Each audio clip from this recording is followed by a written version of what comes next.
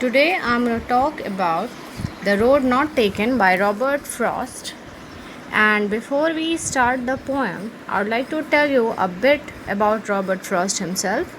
Robert Frost, his full name was Robert Lee Frost. He was born on 26 March 1874 in San Francisco, California, US, and he died on 29 January 1963, Boston, Massachusetts. Now, American poet he was, and he was much admired for his depictions of the rural life of New England.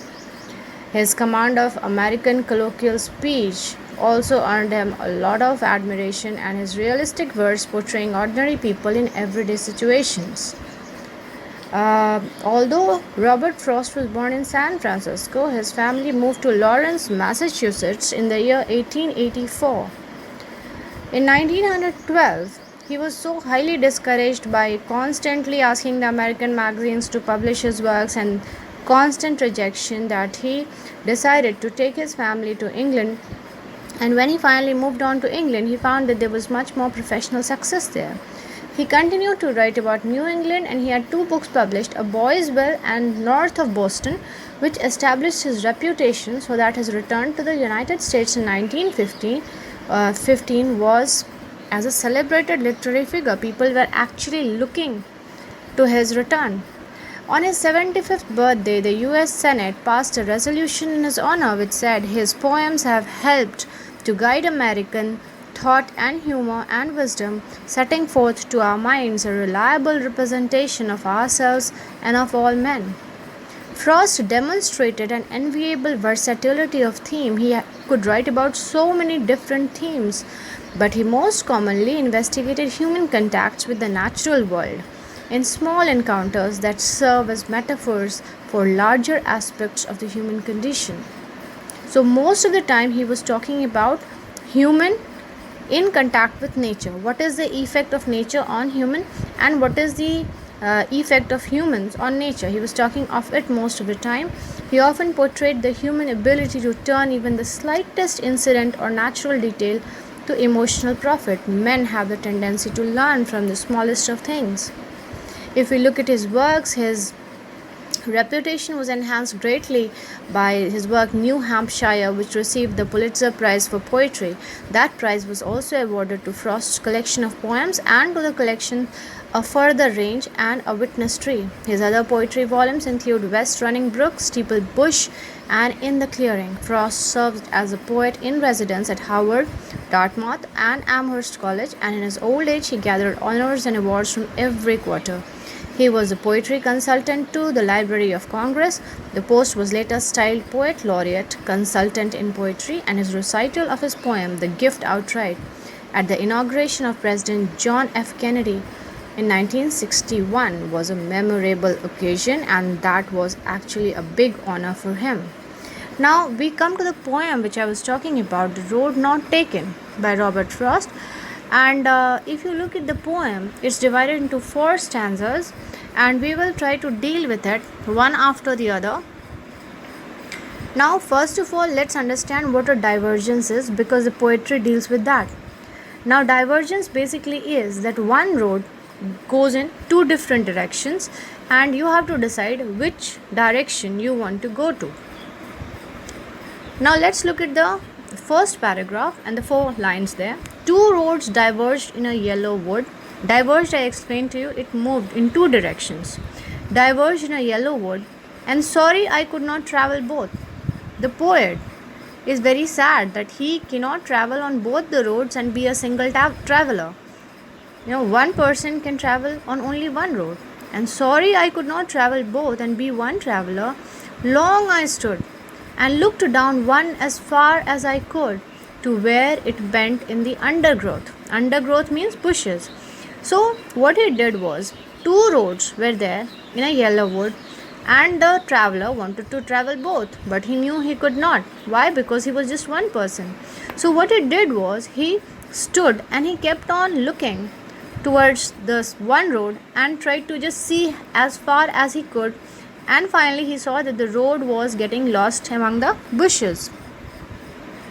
Para 2. Then took the other, as just as fair. What he did? He looked towards one till the point that it was getting lost in the bushes. Then he journeyed on the other road on which he had not looked. That road was just as good looking as the previous one, and having perhaps the better claim because it was grassy and wanted wear.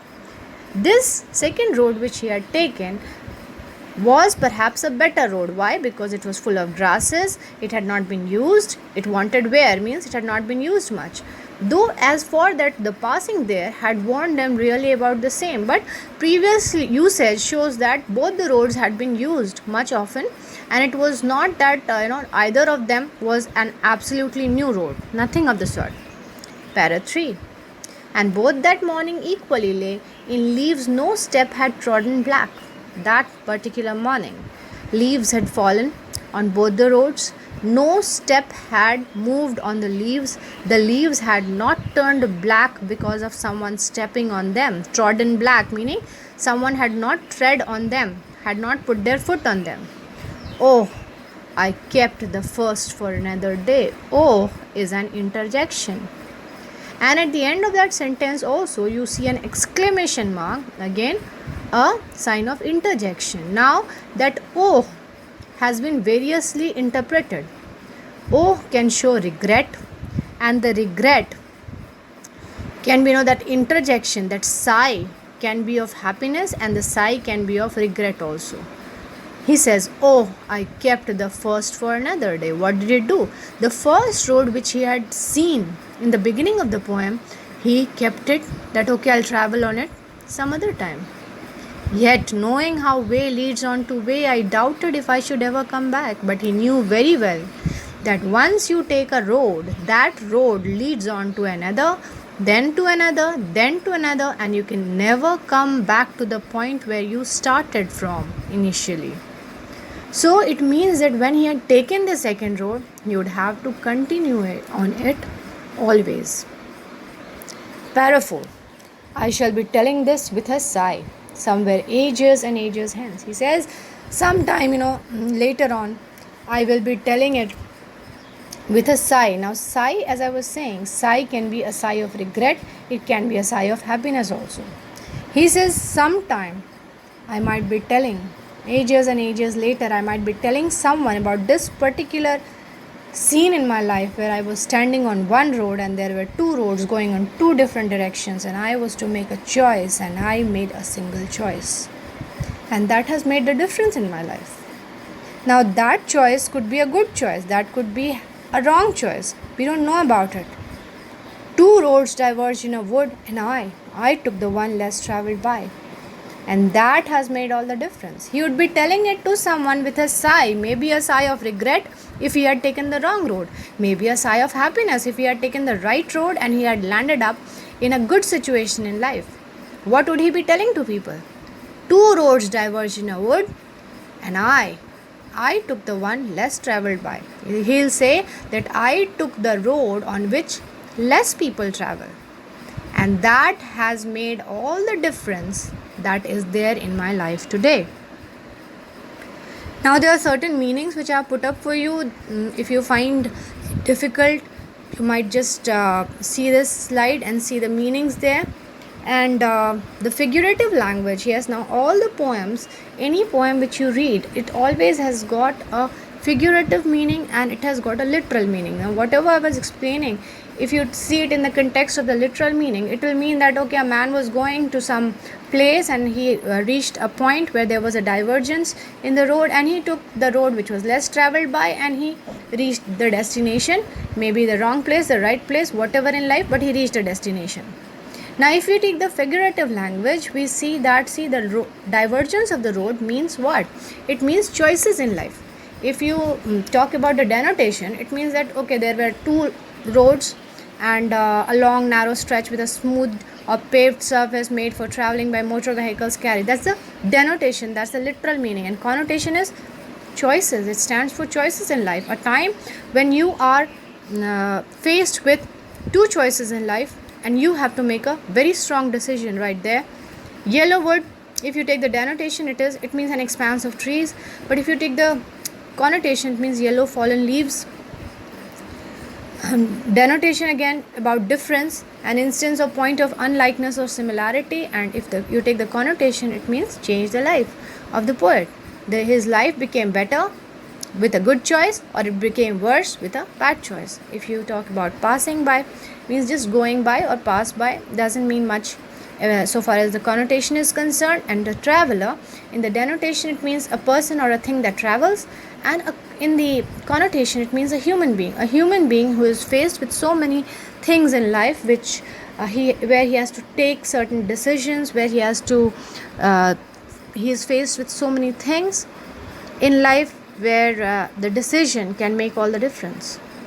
Now, if you have got any questions based on the poem, you may put your questions up in the suggestion in the comment section down there, and I'll try my best to answer your queries.